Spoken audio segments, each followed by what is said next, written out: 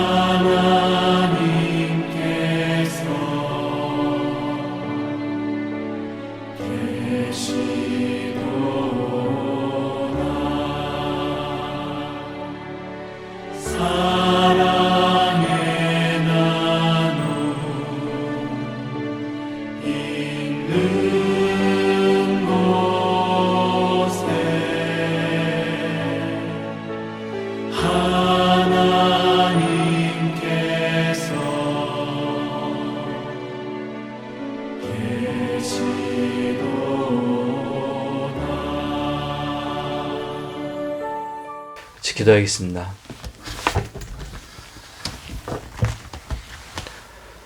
사마의 권세를 이기시고 부활하신 예수님을 이 시간 높입니다. 우리의 일상의 삶 가운데서도 부활의 영으로 찾아오셔서 우리의 무너진 마음을 다시 일으켜 세워주시고 우리의 가정과 우리의 교회와 한국교회를 일으켜 세워주시옵소서. 절망으로 신음하는 많은 사람들이 예수님의 부활의 소망을 오늘 우리의 참된 소망으로 삼고 다시 일어날 수 있는 놀라운 은혜가 있도록 주님 우리를 긍휼히 여겨주시옵소서. 코로나19로 인해서 여러 가지 경제적인 어려움과 심리적인 어려움으로 아파하는 이 땅에 많은 사람들이 있습니다. 하나님 그들을 감싸 안아주시고 하나님의 은혜로 하나님이 코로나19가 종식되고 새로운 부활의 희망과 같은 소식이 우리의 삶 가운데 찾아올 수 있도록 우리에게 은혜를 베풀어 주시옵소서. 우리의 모든 삶을 주님께 의탁하고 나아갑니다. 오늘도 주님께서 보여주신 그 말씀을 통하여 새로운 힘을 얻는 귀한 예배 시간이 될 수 있도록 성령님 이 예배를 주관하여 주시옵소서. 감사드리며 예수님 이름으로 기도드립니다. 아멘. 오늘 하나님께서 우리에게 주신 말씀은 히브리서 2장 14절 15절입니다.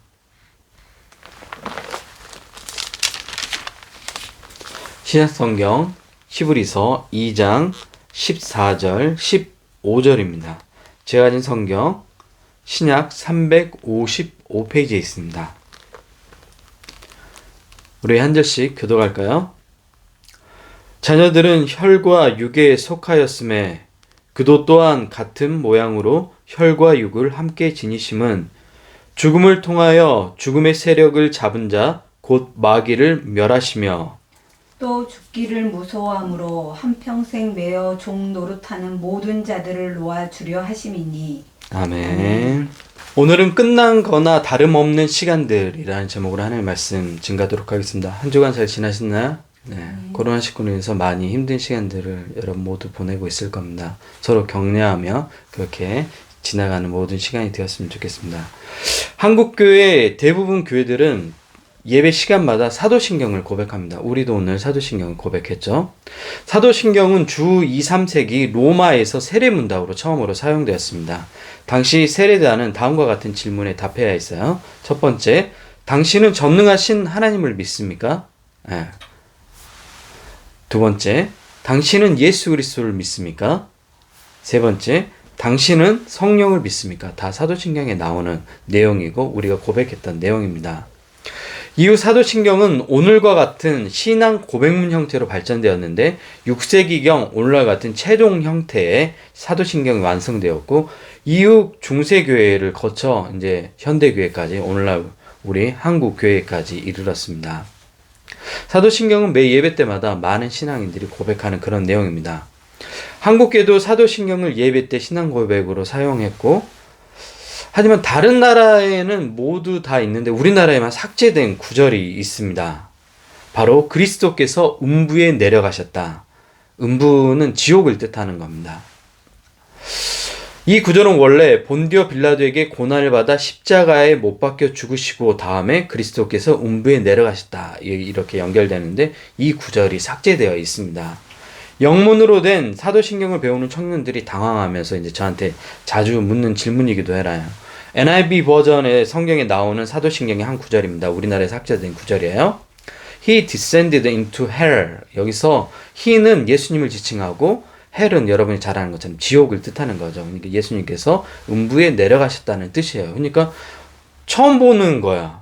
영어로 된 성경을 보니까 이 구절이 있으니까 청년들이 와서 당황해요. 아니 이거 이상한 거 아닙니까? 라고 이렇게 그럴 때 이제 제가 오늘 같은 이런 상황들을 설명해 줬어요. 그렇다면 세계 교회가 다 똑같이 사용하는 사도신경인데 왜 우리나라에만 이 구절이 삭제되었을까요? 이제 처음부터 삭제되었던 건 아니에요.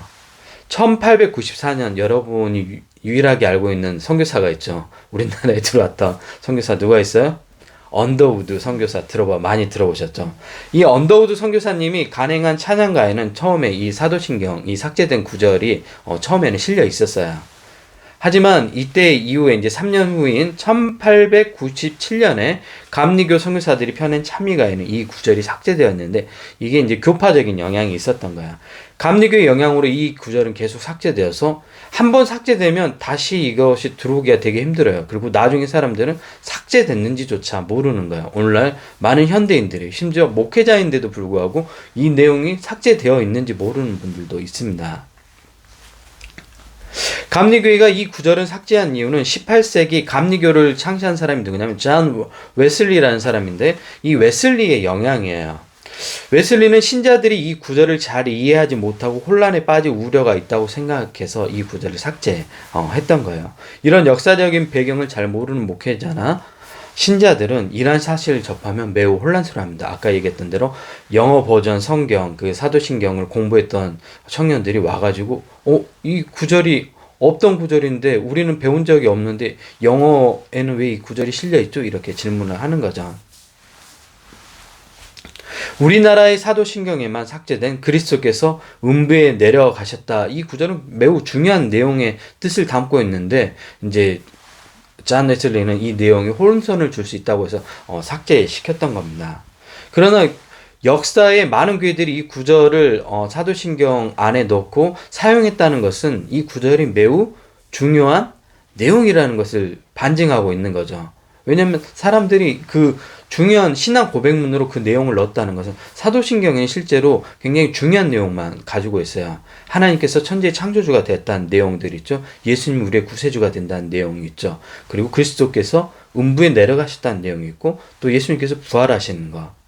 십자가에 달려있고 나신 왜 음부에 내려가신 이후에 부활하시고 그 다음에 재림하신다는 내용. 이런 핵심적인 교회에서 배워야 될 가장 중요한 내용들을 요약해가지고 신앙 고백문 형태로 만들었기 때문에 계속해서 우리 선조들이 이러한 사도신경의 중요한 내용들을 삭제하지 않고 사용했던 데는 나름대로 다 이유가 있었던 것입니다. 장로교를 창시한 사람이 존 칼빈이라는 사람이에요. 제가 속한 교회는 장로교예요. 그래서 우리나라의 장로교는 이제 지금 교파들이 나눠지면 사실은 다 하나였어요. 기장 측, 대한예수교 기장 측, 그 다음에 대한예수교 장로의 통합 측, 그 다음에 합동 측 모두 다 같이 하나의 그 장로교였어요. 근데 이런 정치적인 또 여러 가지 문제 때문에 나눠졌던 거예요. 이 장로교를 창시한 사람이 누구라고요? 존 칼빈이라는 사람인데 이 존 칼빈이 새신자 교육을 위해 쓴 기독교 대작이 있어요. 굉장히 좋은 책이에요. 기독교 강요라는 책인데 이 기독교 강요에서 다음과 같이 이야기합니다. 기독교 강요 2권 16장에 나오는 내용이에요. 그러나 우리가 그가 지옥으로 내려가셨다는 부분을 생략해서는 안 된다. 뭐죠? 바로 오늘 우리가 살펴보고 있는 내용이죠. 만일 이 문구가 생략된다면 그리스도의 죽으심이 많은 유익이 상실되고 말 것이다. 그리스도께서 음부에 내려가셨다는 이 구절을 삭제해버린다면, 삭제해버린다면 뭐라고요? 그리스도의 그 죽음이 축소되어 버린다고 이야기하는 거예요. 많은 유익이 상실되어 버린다고 저희가 속한 장로교 창시자 잔 칼빈이 이야기하는 거예요. 실제로 잔 칼빈 선생의 우려는 현실이 되었어요. 오늘날 많은 사람들이 예수님의 십자가와 부활 사건을 너무 지엽적이고 작게 이해하고 있습니다. 바로 그리스도께서 음부에 내려가셨다는 이 구절을 가르치지 않기 때문에 그랬습니다. 여기서 여러분에게 질문 하나 드릴게요. 예수님이 십자가에 죽으시고 난 이후 예수님의 영혼은 어디로 가셨을까요? 예수님이 십자가에서 달리셨잖아요. 그리고 죽으셨잖아요. 그리고 부활하시기 전까지 예수님의 영혼은 어디로 가셨을까요? 그 질문에 대한 답이 오늘 이 삭제된 구절입니다. 그리스도께서 어디로 가셨어요? 음부에 내려가셨다. 지옥에 내려가셨다. 그렇다면 왜 예수님은 지옥에 내려가셨을까요? 왜 예수님 지옥에 내려가셨죠? 그 내용이 베드로전서 3장 19절에 나옵니다. 그가 나오는데 그가는 예수님이에요. 그가 또한 영으로 가서 옥에 이제 그 하데스 연옥을 의미하는 것뿐만 아니라 이제 카톨릭에서는 연옥으로 사용하지만 이제 지옥을 뜻하는 거예요. 큰 틀에서 옥에 있는 영들에게 선포하시니라. 옥에 있는 영들, 지옥에 있는 영들에게 무엇을 선포하셨을까요? 그 내용이 베드로서 4장 6절에 나옵니다. 이를 위하여 죽은 자들에게도 복음이 전파되었으니 뭐라고요? 죽은 자들에게도 복음이 전파되었대요. 예수님 이전에 예수님 통하여 구원을 얻을 수 있는 기회를 얻지 못했던 많은 사람들에게 뭐가 된 거예요? 복음이 전파되었다고 이야기하는 거예요. 그러면 예수님의 그 십자가의 죽음은 과거에 죽었던 사람들, 미래에 태어날 사람들, 현재 우리까지 모든 사람들을 위한 우주적인 사건이 되는 거예요. 시간을 초월한 사건이 되는 거예요. 그러면 엄청난 거죠. 많은 사람들이 예수님 2000년 전에 죽은 그 시점만 생각을 하는데 그런 게 아니라 시간과 공간을 초월해서 예수님의 부활 사건은 많은 사람들에게 구원을 가져다 준 그런 위대한 사건인 거예요. 왜? 예수님이 하나님의 아들이시잖아요. 하나님은 이 우주 만물을 창조하신 분이란 말이에요. 근데 아주 작게 그렇게 이해하면 안 됩니다. 예수님이 십자가에 죽으신 후 음부에 내려가신 이유입니다. 그곳에서 복음을 선포하셨습니다. 사도행경 해설서를 쓴 중세 유명한 신학자 토마스 아퀴나스라는 사람이 있어요. 중세에 있었던 그러니까 기독교 2000년 역사에서 가장 유명한 두 명의 신학자가 있는데 한 사람은 어거스틴이라는 사람이야. 실제로 이 어거스틴의 영향을 받아서 많은 신학적인 사상을 쌓았던 사람이 장로교를 창시했던 존 칼빈이라는 사람이야. 잔 칼빈도 이 어거스틴의 영향을 너무 많이 받았어요. 그리고 종교개혁을 칼빈과 같은 시대에 카톨릭의 잘못된 내용들을 알고 종교개혁을 했던 사람이 누구냐면 루터라는 사람인데 이 루터라는 사람도 어거스틴의 영향을 받았어요. 그래서 어거스틴이 기독교 2000년 역사에서 가장 중요한 인물 한 명, 또 한 명을 들 수 있다면 토마스 아퀴나스라는 사람이에요. 제가 지금 그 사람이 이야기를 하고 있는 거예요. 두 명, 어거스틴, 토마스 아퀴나스 이 두 사람이 두 기둥으로 기독교 2000년 역사를 체계화하고 세운 사람이에요. 굉장히 유명한 사람이에요. 그 토마스 아퀴나스가 예수님이 음부에 내려가셨던 이유에 대해서 세 가지를 이야기합니다. 첫 번째, 죄에 대한 모든 벌을 감당하시기 위한 거예요. 예수님께서 왜 십자가를 지셨죠? 우리의 죄를 대신해서 우리를 대속하기 위해서 십자가를 지신 거예요. 이렇게 해서 모든 죄를 속죄하고자 음부에 실제로 내려가셨던 거예요. 왜냐하면 죄의 삭은 사망이잖아요. 네. 두 번째 이유는 자신의 모든 친구들을 완전히 돕기 위한 것이라고 얘기해요. 자신의 친구들을. 예수님의 친구들이 누구예요? 예수님을 따랐던 많은 사람들, 그 전에 예수님을 구주로 기다렸던 많은 사람들, 이 모든 사람들을 돕기 위해 음부로 내려가셨다고 이야기해요. 세 번째 이유, 악마를 완전히 이기기 위한 것이에요.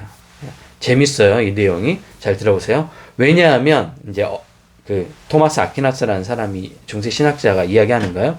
왜냐하면 어떤 사람이 다른 사람을 완전히 정복한 때는 전쟁터에서 승리할 뿐만 아니라 그의 집까지 쳐들어가서 그에게 권자와 집을 빼앗는 때이기 때문이다. 뭐예요? 전쟁터에서만 이긴 게 아니라 그의 본거지까지 가서 완전히 소탕하는 것이 뭐예요? 완전히 실제적인 승리라고 이야기를 하는 거예요. 그래서 사탄의 본거지가 어디예요?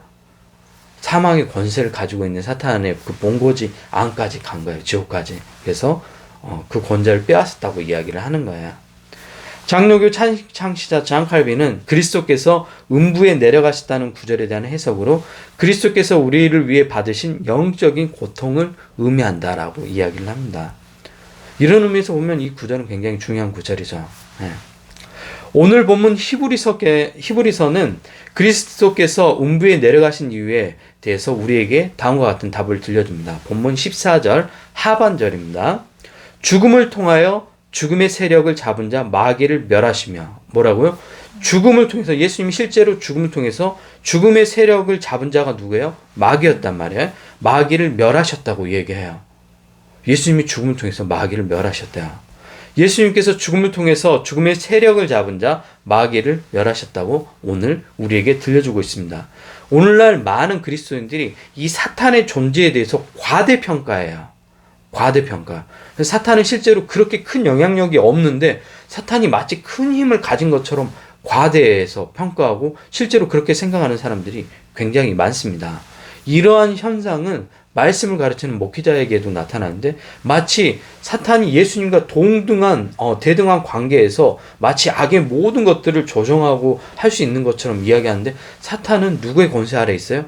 예수님 권세 아래에 있는 거예요. 예수님이 허락하지 않으면 단 하나도 뭐예요? 행할 수 없는 거야. 욥기를 여러분 자주 보셨을까요? 근데 욥기를 할 때 우리가 욥이 2배의 축복을 받았다 이런 데에만 관심을 가져요. 근데 욥기에서 재밌는 내용이 나오는데 사단이 욥을 시험할 때 자기가 마음대로 시험할 수 있었어요? 없었어요. 누구에게 허락을 받았어야 돼요? 하나님에게 허락을 받았어야 돼요.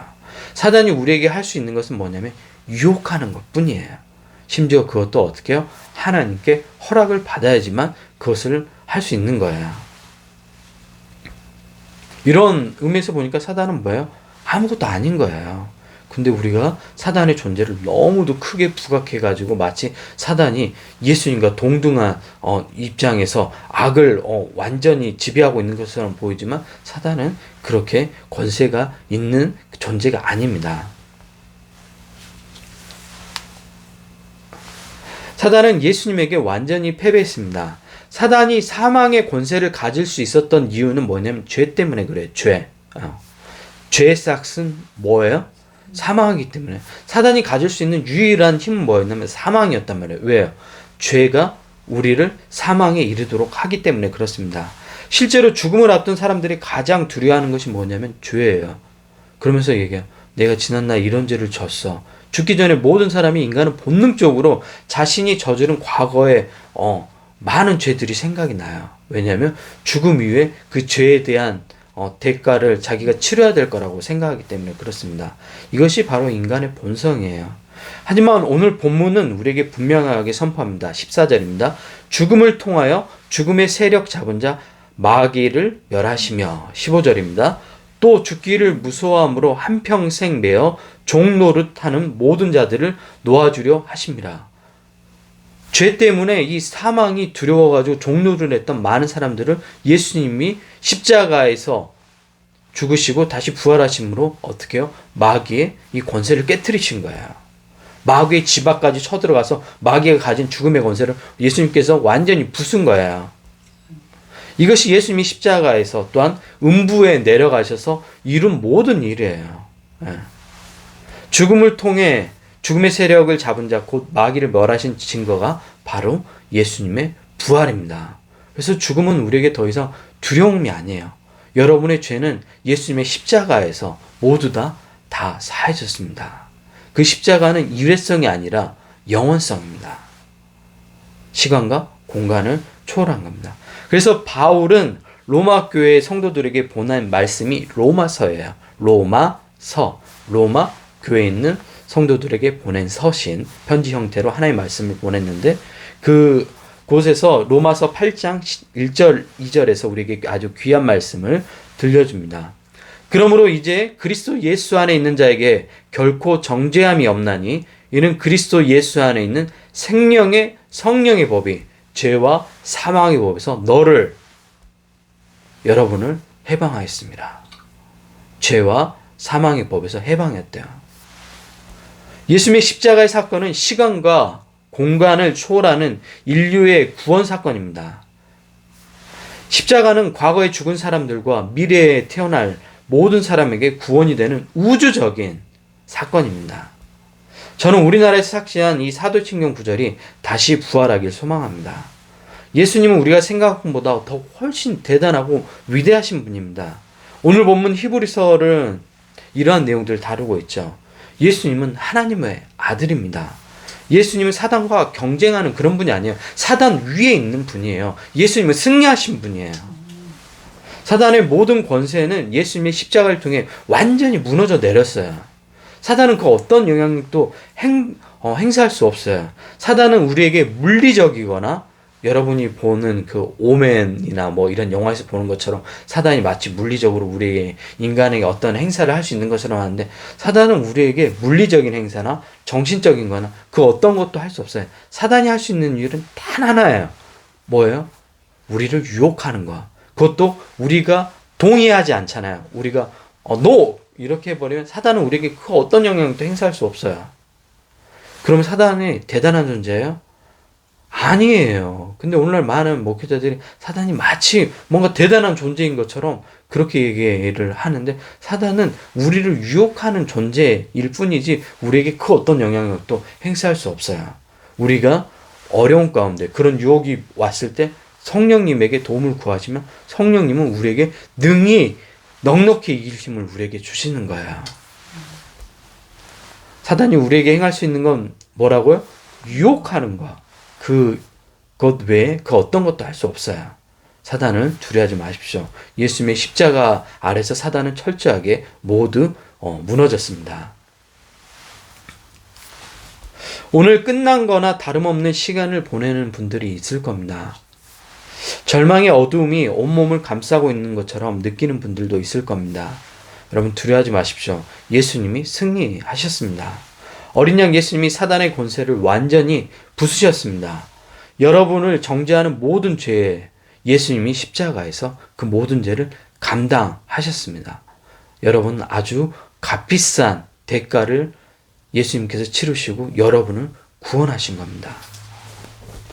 끝난 거나 다름없던 시간이 예수님의 부활을 통해 완전히 새로운 시간이 된 겁니다. 다 끝났다고 생각되고 절망이라고 생각됐던 그 시간들이 예수님의 부활을 통해서 완전히 새로운 시간이 되었습니다. 이제 죽음도 우리에게 죄를 물을 수 없습니다. 여러분에게 죄를 물을 수 있는 죽음은 없습니다. 왜요? 예수님이 십자가에서 감당하셨기 때문에 그렇습니다. 한평생 죄 노릇한 우리 인생에 자유가 주어졌습니다. 여러분 자유하십시오. 여러분을 묶고 있는 많은 악한 권세들로부터 자유하십시오. 실체가 아니에요. 실체가 아무것도 없어요. 그냥 유혹하는 그냥 허상인 거예요. 허상. 실체가 없는 허상인 거예요. 거기 두려워하지 마십시오. 우리도 그저 인생을 걸어갈 때 안개가 끼면 두려워요. 그죠? 마치 뭔가 우리를 붙잡는 것이 나타날 것 같고 두렵잖아요. 앞이 보이지 않기 때문에. 그러나 예수님께서 빛 가운데 우리에게 찾아오셨어요. 두려워하지 마십시오. 예수님이 사단의 모든 권세를 이기셨습니다. 이제 자유하십시오. 여러분을 묶고 있는 온갖 두려움, 그 두려움이 무엇입니까? 그 두려움의 본질이 무엇이에요? 예수님께서 승리하셨는데 뭐가 그렇게 두렵습니까? 예수님을 신뢰하십시오. 예수님이 우리의 인생의 구원자가 되시기 위해 십자가에서 자신의 모든 것들을 내어주셨어요. 심지어 어디까지 내려가셨다고요? 지옥까지 내려가시잖아요. 가장 낮은 곳까지 내려가시는 거예요. 우리를 구원해 내시기 위해. 거기서 나와 하시지 않으세요. 예수님은 진흙탕에 자기가 실제로 들어가시는 분이에요. 그리고 우리를 건져내시는 분이에요. 여기서 나가야지 왜 이러고 있어. 여러분 삶 가운데 예수님은 오늘 찾아오셔서 말씀하시는 거예요. 여러분, 일상의 부활의 삶을 살아야 됩니다. 예수님이 승리하셨기 때문에 여러분의 삶은 새로운 시간이 되었습니다. 부활이 2000년 전에 있었던 특별한 그 시간만이 아니에요. 여러분 삶 가운데 그 일상들이 부활의 삶이 되는 겁니다. 왜요? 예수님께서 승리하셨기 때문에 그렇습니다. 예수님의 따르는 우리는 결코 지지 않습니다. 사단의 권세가 이길 것처럼 세상의 권세가 대단한 것처럼 보이지만 예수님의 권세 앞에서 철저하게 패배했습니다. 여러분, 예수님을 신뢰하십시오. 예수님은 하나님의 아들이시고 여러분을 구원하신 메시아입니다. 그 예수님이 오늘 여러분에게 말씀하십니다. 일어나라. 내가 승리했다. 여러분 모두 일어나고 승리하는 한 주를 보내는 우리 뉴헤븐교회 또 온라인으로 예배하는 여러분 모두가 되시기 바랍니다. 우리 시간 같이 기도할까요?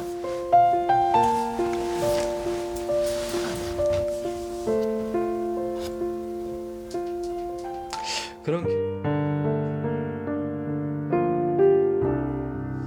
우리 안에 나약함이 있었고 연약함이 있었습니다. 예수님 삶의 작은 일에도 그 마음을 알기 원하네. 못하지 못했던 그 나약함이 길, 없이 있었습니다. 이제 그 다시 좁은 일어나서 길로 예수님 가기 시간을 원해. 소중한 시간들을 나의 작음을 알고 기대로 그분의 하나님께 크심을 알며 하나님 소망, 우리를 긍휼히 여겨주시고 하나님께서 그 깊은 길로 가기 원하네. 의미 있게 사용하고 하나님의 영광 위에 사용하게 해주시옵소서. 하나님 사단이 우리를 유혹하고 하나님 사단이 우리를 절망 가운데로 이끌고 있는 많은 그 허상들에 하나님 우리가 매몰되어 있는 것이 아니라 하나님 예수님의 승리를 통하여 우리에게 주신 소중한 시간들을 저 하나님 높이 우리가 솟은 온전히 산이 깨닫고 나아가는 되기보다 유해국의 성도들 또 온라인으로 예배하는 모든 사람들 여기 오름직한 동산이 하나님 되기 온전히 예수님을 통하여 일상 속에서 새로운 내가 부활의 아는 시간으로 길만 바라보며 나아가는 우리 모두가 되게 비추기보다는 해주시옵소서. 예수님 우리 인생의 누군가의 구원자가 되심을 신뢰하고 길을 나가는 하나님 우리 모두가 되길 비춰준다면 원합니다.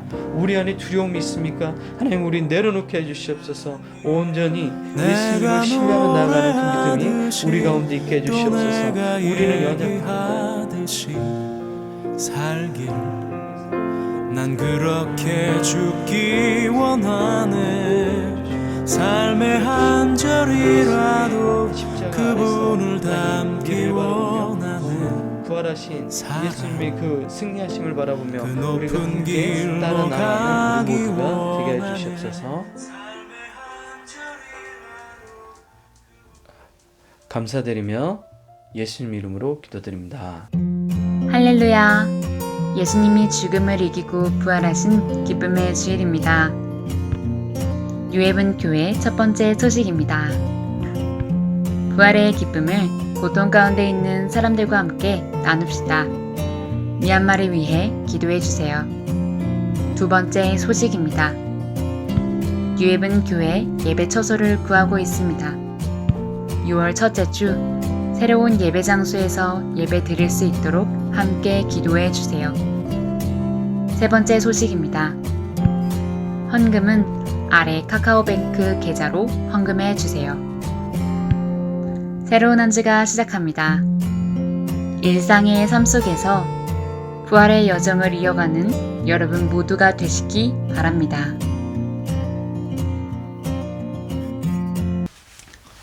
이제는 우리 주 예수 그리스도의 은혜와 하나님의 놀라우신 사랑과 성령의 교통하심이 부활을 일상의 삶 속에서 경험하고 살아가기 원하는 뉴 헤븐교회 성도들 위해 또 온라인으로 예배하는 하나님의 귀한 백성들 위해 이제부터 영원토록 함께하길 축원하옵나이다.